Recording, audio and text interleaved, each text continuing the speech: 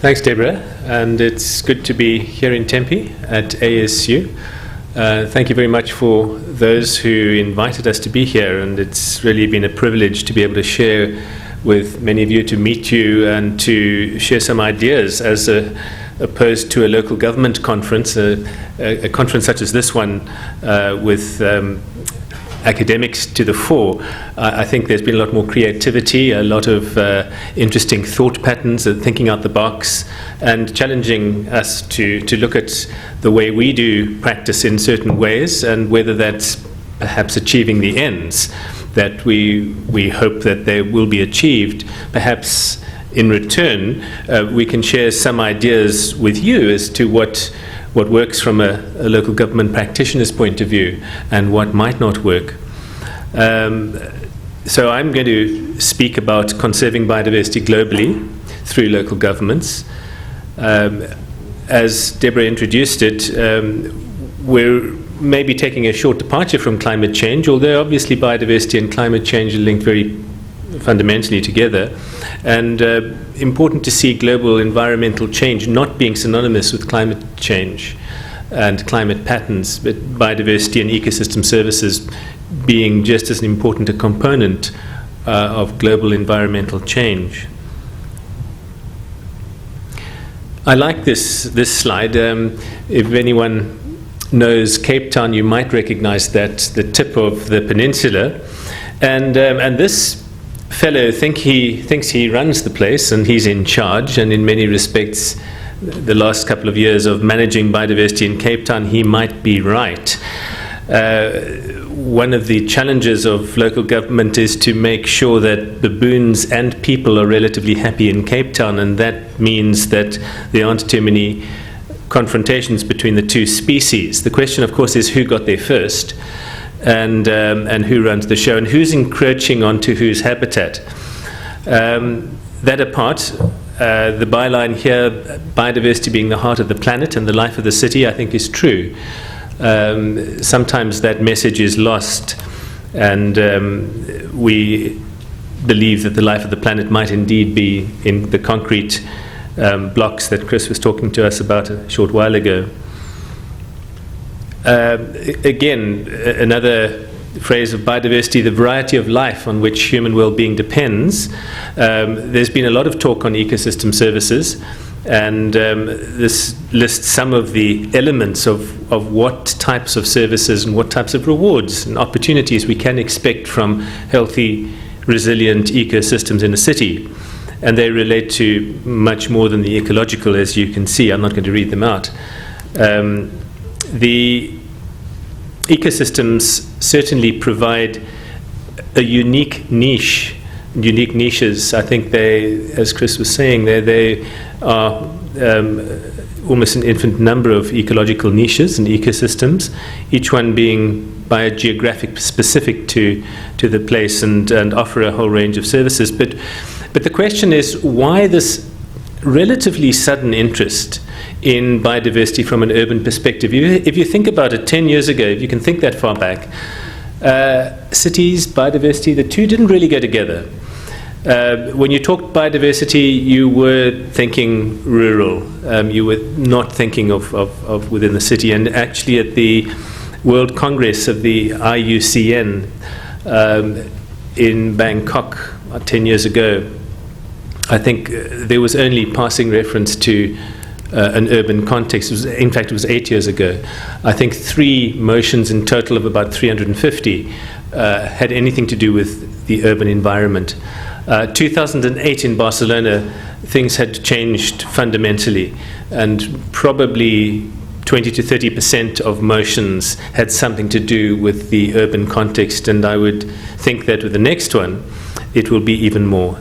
So why the sudden interest in biodiversity? Well, does it have something to do with the bottom line? I think perhaps the word got out that in fact ecosystem services and the sensible investment in ecosystem services just makes good economic sense. And when you see that in 1997 that the total GDP was estimated to be $18 trillion and the total amount of the worth of ecosystems was about double that, then it might make sense to start re-looking at this, at what this global common good is all about, and can it play a role for the cities? As Debra Roberts introduced what I'm going to be speaking about, it's essentially about the program called Local Action for Biodiversity. And I'm going to talk a little bit about its history and how it got started, a little bit about what it does and what it has been doing in the last few years. And then I'm going to feed back some recent information from 9 of the participating cities, which is really an evaluation of how they've found the program and the network, whether it's been beneficial. At the World Congress of eThekwini in 2006 in Cape Town, biodiversity was introduced for the first time. That's also a surprising statistic. In 2003, the World Congress in Athens, biodiversity was simply not on the program. And eThekwini has certainly been one of the foremost bodies, intergovernmental bodies, working on sustainable issues with local governments since its foundation in 1990. Biodiversity only appeared on the program in 2006. It's changed fundamentally now. We introduced the need for a biodiversity program and a global network at that event. It was a vision of an action-focused delivery program that would make a real difference to cities on the ground and would add value to the existing programs that cities were involved in. There are 3 talking heads here that you might recognize. Fairly significant people made specific reference to the importance of integrating biodiversity at city levels. So Vali Musa, who was the president of the IUCN at the time, Klaus Töpfer, the executive director of UNEP, and Charles McNeil, the head of one of the major programs of UNDP, were all 3 of them key in the foundation of LAB. At the start, it was a steering committee made up of cities, representatives, and international organizations. From the part, important to emphasize that this was a city-driven, a city-led initiative, probably making it rather unusual, maybe even unique, in that it wasn't imposed from the top down, it was building from the roots up. The lab coordination team, a team of professionals that were appointed at the beginning of the program to work with the cities and to take them forward. And then the 21 cities that actually joined, or local and regional governments, most of them were cities, that joined the program. And the program was about building a self-driven global network to enhance and sustain biodiversity conservation at local level. And at a glance, you can see that the cities that were involved were representative of the planet. I think Antarctica was the only continent that we didn't manage to secure a city. A fairly even spread around with some notable gaps, but good energetic participation from all of the cities, and that's a visual representation of the cities that participated. LAB essentially was a framework of deliverables. The emphasis was on tangible deliverables that made a difference to the cities' communities and the city's biodiversity. It was supported by a series of overarching goals, which dealt with supporting local biodiversity projects, adding value to what was there, securing a declaration which was signed by the highest authority of the cities, increasing global awareness, building global momentum at local level, developing biodiversity best practice, rolling out a broader global biodiversity program, and enhancing global biodiversity networks, communication and sharing between cities, building the global network that I was talking about. And you've heard of the 5-step program that eThekwini introduced through the Cities for Climate Protection. We based local action for biodiversity on a similar approach. And whereas there are some limitations, it did provide a structure and a framework within which cities could work and operate. So essentially assessing, doing a comprehensive assessment of biodiversity in cities for the first time, perhaps for many cities, getting the highest level political commitment to biodiversity, to supplying resources and to conserving biodiversity, the creation of local biodiversity strategy and action plans, the importance of SEPA, the communication and education component, and then the development of projects on the ground. So that was what some of the reports looked like. And the Durban Commitment was a high-level document which was also fairly comprehensive in what it committed to. And it really said that the mayors who were signing this document were serious about sustainability. LAB achieved a number of things in the 3-year program which it ran. The pioneer phase ran from 2006 to June 2009, and 21 cities contributed, 15 reports were published, the signing of the Durban Declaration by 21 participants, the compilation of 14 strategic action plans, and the compilation of a series of city and biodiversity case descriptions, which have been fairly widely used. It also raised the profile of local level action at biodiversity, strong participation at the Biodiversity COP. It promoted partnerships with private sector, with grassroots NGOs and agencies and other cities. The compilation of a LAB guidebook, a tool for action for local governments, was one of the major projects and products of the first phase of LAB, and will be launched at the Nagoya COP in a week's time. The fact that it was strongly endorsed by the 21 cities who all agreed that it added value was important, and it was recognized by international stakeholders as the definitive program linking local governments and biodiversity. And I'm not going to read those, but there were a range of other benefits to the actual participants. I think a lot of although the joining fee was fairly substantial, it was $40,000 for cities for 3 years, a lot of that value came back directly to the city, and it was recognized at the end of the 3-year phase that the cities regarded as a high value to the city.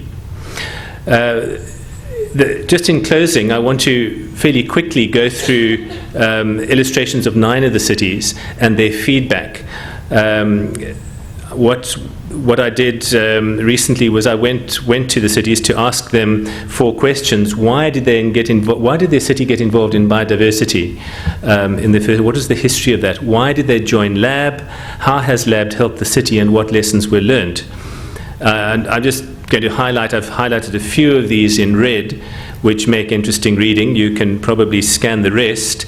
So Amsterdam, a city which had traditionally integrated nature, and they saw this as a step that would make Amsterdam a better and more competitive city by being involved in biodiversity. Why LAB? Well, they found that the vision for LAB matched the political directives from the city and added value to that.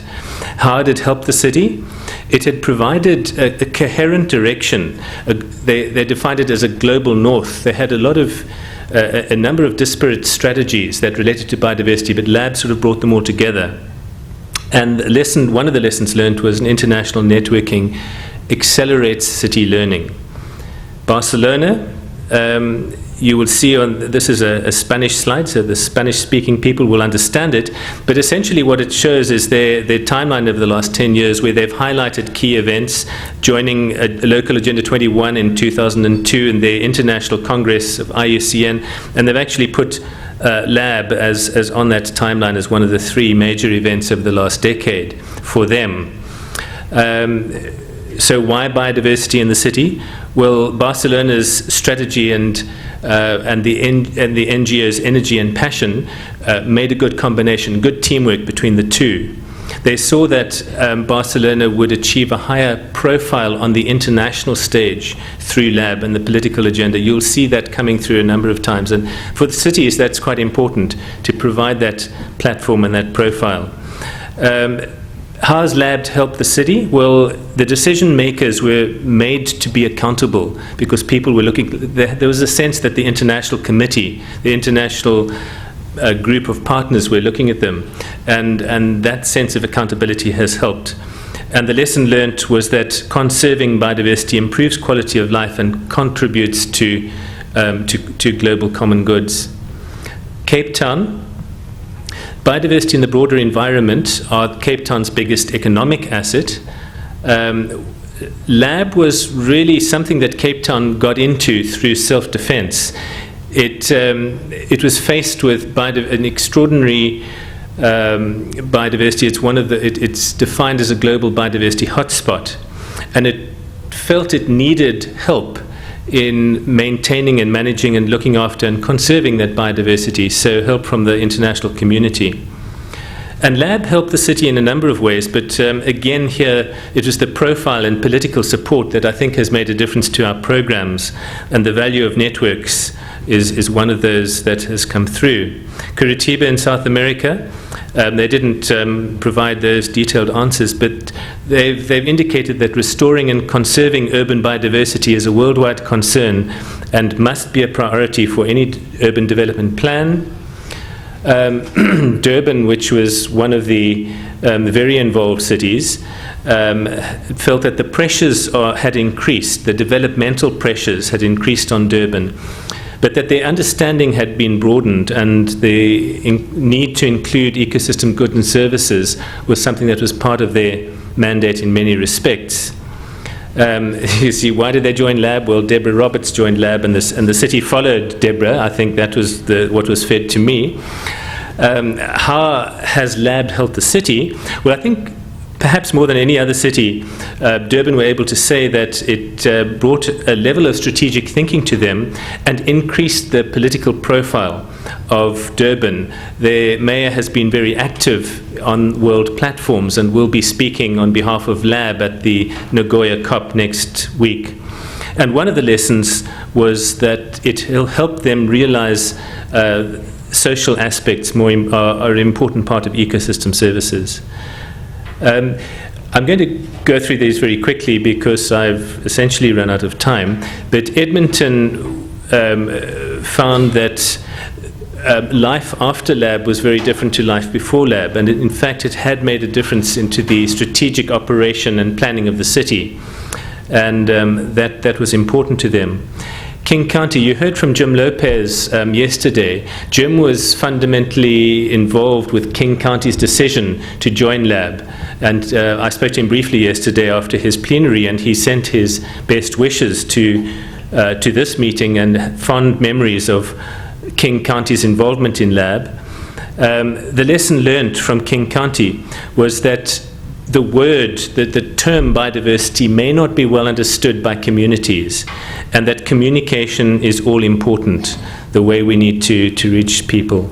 Tilburg in Holland, small city, but a city that has become very strategic in terms of the world standing in terms of biodiversity. They were the first city in the world to sign the Countdown 2010 declaration.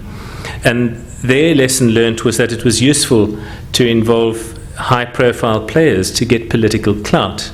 An international perspective added value to the work that they were doing already. And then Zagreb, which hosted the first international workshop, they felt that a network of different stakeholders had to be established in order to partner with the council. So they felt that